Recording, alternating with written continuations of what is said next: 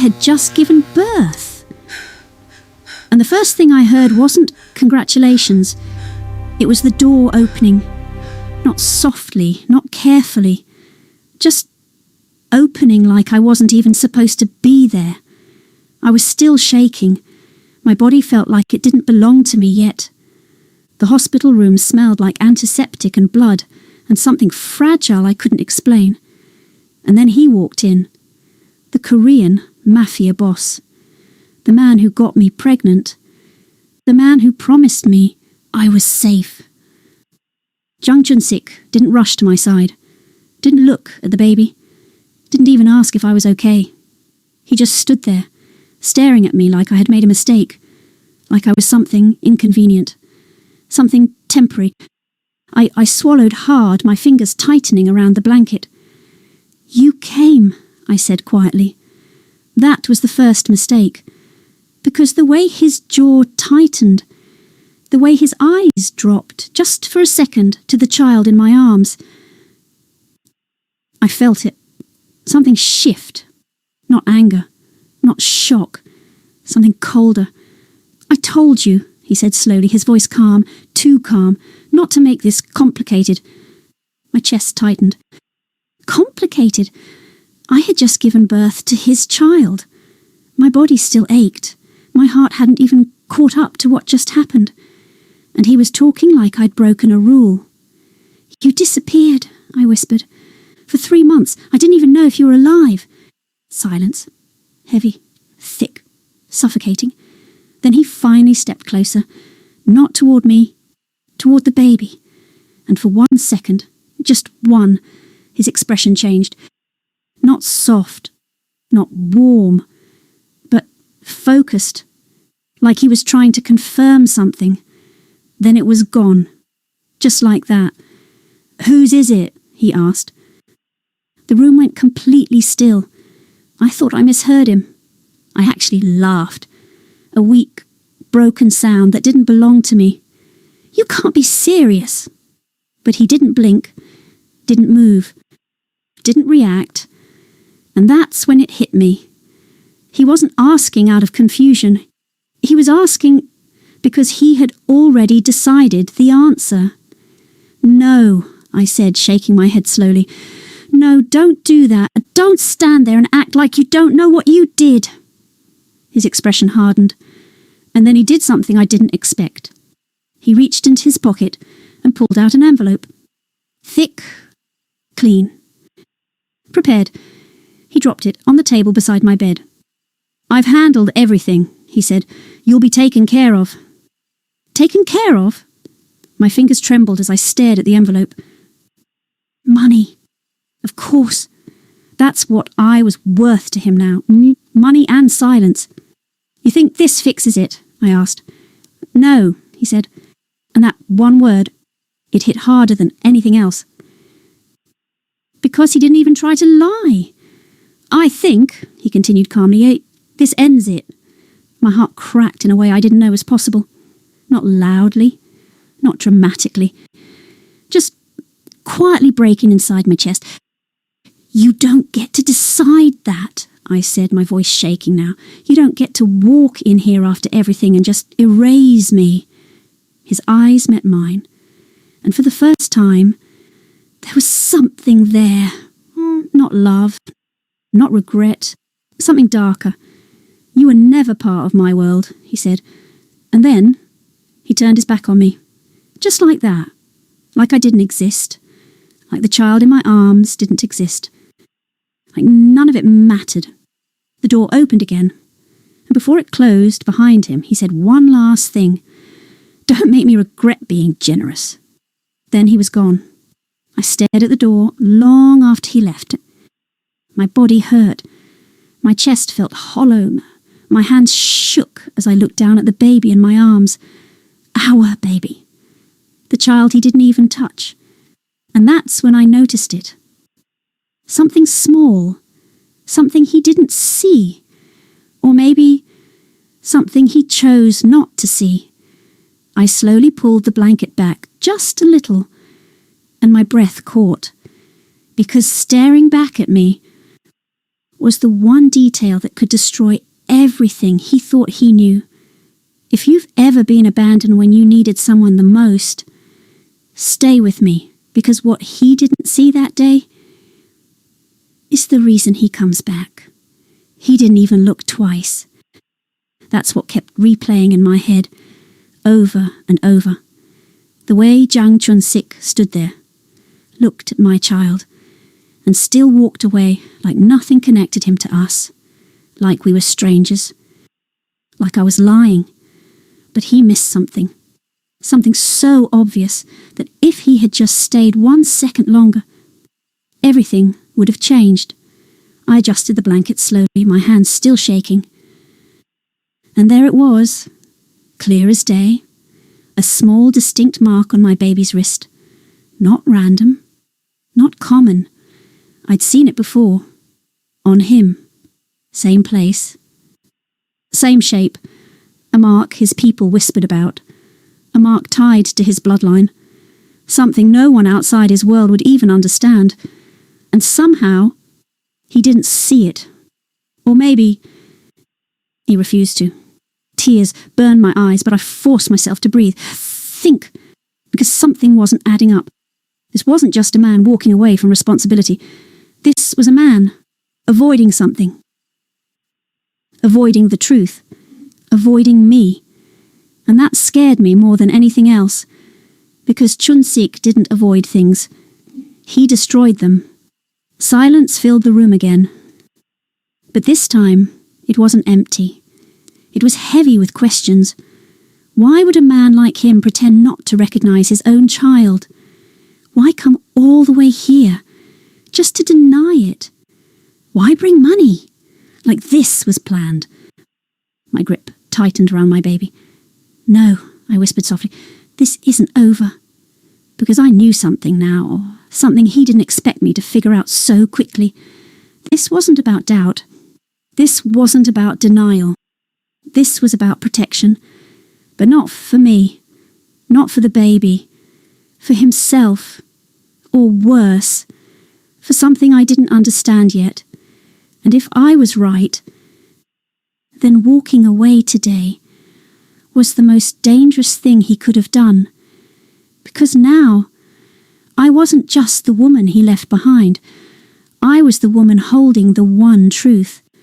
That could bring his entire world crashing down. If you're still here, you already feel it, don't you?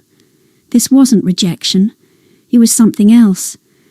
And when he realizes what he missed, he won't come back gently. 3 days later, I saw him again. Not in the hospital. Outside. Black cars, quiet men. The kind of presence that made people cross the street without knowing why. I froze with my baby in my arms. He stepped out slowly, like he owned the air around him. But he didn't look at me first. He looked at the child. That same focused expression. That same calculation. You're leaving, he said. Not a question. I swallowed. I don't need your permission. A pause. Then he nodded once. Good. That should have been the end of it. But as I walked past him, his voice stopped me. Don't let anyone see the child's wrist. My heart skipped. I turned slowly. Too late. He already knew. I didn't go home that night, because I understood something now. This wasn't rejection. This was fair. Not the kind you show. The kind you bury. The mark on my baby's wrist wasn't just a birthmark. It meant something in his world. Something dangerous. And Chun-sik wasn't trying to get rid of us. He was trying to keep us invisible, which meant one thing. Someone else was looking. It started small. A car that stayed too long behind me. A man who pretended to be on his phone. Another who watched my apartment a second too long. I felt it. That pressure in the air, like something closing in. And for the first time since he left me, I understood why he did. Because whatever world he belonged to had finally found me. If you've ever realised too late that someone wasn't leaving you, they were protecting you. Stay with me. He showed up at night. No warning. No knock. Just inside my apartment. Holding my child like he had every right to. You're being watched, he said. I figured. His jaw tightened. Then you know why this can't happen. This, I snapped. You mean your child? Silence. Then quietly. They'll kill him. That was the first time I saw it. Not fear. Truth. He finally looked at the wrist. Really looked. And everything in him changed. That cold control cracked, just slightly. They weren't supposed to see this, he muttered. Who? He didn't answer. Instead, he handed the baby back to me like it cost him something. You don't understand what he is? My chest tightened. Then explain it. But he didn't. Because whatever the truth was, saying it out loud made it real. You're coming with me, he said. No. It came out faster than I expected. His eyes met mine. You don't have a choice. I always have a choice. A long silence. Then he stepped closer, slow, controlled. If you stay here, they find you. And if I go with you? A beat. They find you later. That was the moment I understood. There was no safe option. Just less dangerous ones. His house wasn't a home. It was a fortress. Guards, cameras, silence. Everything designed to keep people out. Or keep secrets in. And me? I wasn't a guest. I was a liability. But the way he watched me, the way he stayed close, but never too close, told a different story. He wasn't just protecting the child, he was protecting me. And that made everything worse. I asked him the question he kept avoiding. Why was I even in your life? Silence. Then, because you weren't supposed to be. That wasn't an answer. That's not good enough. His jaw tightened. You were never part of the plan. Then why didn't you walk away sooner? A long pause, then quietly, I tried. If you're still here, you already see it. This wasn't supposed to happen, and that's exactly why it did. It happened fast. Too fast. Gunshots and shattered glass. Men breaking through the perimeter like they knew exactly where to go. Not random. Targeted. For my child. Chun-Sik moved before I could think. Pulled me down. Shielded us both. And for the first time, he lost control. After the attack, he finally spoke. The mark, he said, staring at our child, means he's not just mine. My heart stopped. What does that mean? His voice dropped. It means he's the only heir to something people kill for. Everything went quiet. And you, I whispered. What are you in all this? His eyes met mine. The reason they'll never stop. He kept his distance after that. Colder, quieter, like he was building walls again. You should hate me, he said one night. For what? For bringing you into this. I shook my head slowly. No, you brought danger. A pause.